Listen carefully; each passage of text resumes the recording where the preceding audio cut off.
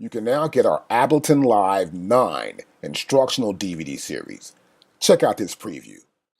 Now, right below the look and feel, we have audio. Click on this right here. Now, currently I'm on a Mac. You might be on a PC. You might see your driver type as ASIO. But here on the Mac, we use the core audio system. Okay? And my selection is only core audio. It's the only option I have. Now, you can have audio input device. This depends on whatever your interface is. Sometimes I might use a Pro Tools MBox, or you may want to use, there's a special thing out by Apple G, which is really cool. The Apple G Duet, which I like a lot too. Depending on what you want to use, you'll see it here. Now, for my audio output device, this is an internal in the core audio system, is the Pro Tools Aggregate I/O. So what does it aggregates different inputs and outputs. Whether I'm using the headphone set of input output, or I'm going to use a USB input or not, and it'll just make this little software application, which is the Pro Tools Aggregate, which I use. And that way, whatever inputs come in, it will see it, and I can take those outputs and I can send the paths to whatever direction I want to send them to. What I'm saying, my inputs and outputs. But it depends on what your audio device is. So make sure you know what that is when you are plugging it in. But in this case, I'm making it very simple for you to actually use this in a session.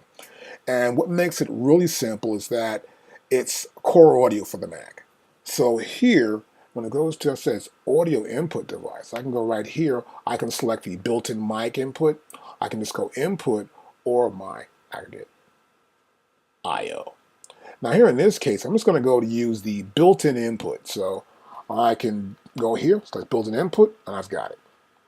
Now I can also do my channel configuration. My input configuration here, I can click here, and you'll see this other dialog box come up. And this is for the input configuration. Now here I can choose the audio hardware input. As I said before, I might have a Pro Tools MBox, or it's Apple G, or whatever you're using. You'll see that here. And I can have either mono 1 and 2 or stereo. I'll click OK. And the same here for the output. I'll click there, and you see it's our output here, and I can choose which audio hardware output to make available in live tracks. Okay, and as you can see, it says every output pair can be used on one stereo out, or I can use two monos, as you can see right there. Okay, and we'll select OK. And that's our audio device section there. Next, we got our sample rate. Now, sample rate's really important. Whether you're going to go to 44.1, which is most CDs, which I don't know if anyone's heard of a CD these days, but these are little things they made before, like DVDs or CDs, people play back on. And this is the playback sample rate, in and out, okay? We have 4800, 48,000 kilohertz. Got that? And here's 96K. Now, I prefer 96K because it's really a clean sound, it's real accurate, and what actually happens in the sampling process is that the system is sampling every frequency from 0 all the way up to 44, or 48, or 96, so it's taking these many samples every second of every frequency range. So if we're at 44.1, we're getting, a very clean signal. 48 is better, and 96 better.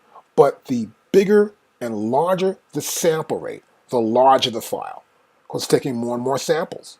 As you can see here, 44, 96, that's double plus a little, right? So if you are going to use 96K, make sure you've got a huge hard drive to record to. I keep a huge hard drive always. I use about 3 terabytes, and that way, if I'm going to do a session, I pull the files back up, I still maintain that same sound quality. Now here below that, we have the default sample rate and pitch conversion.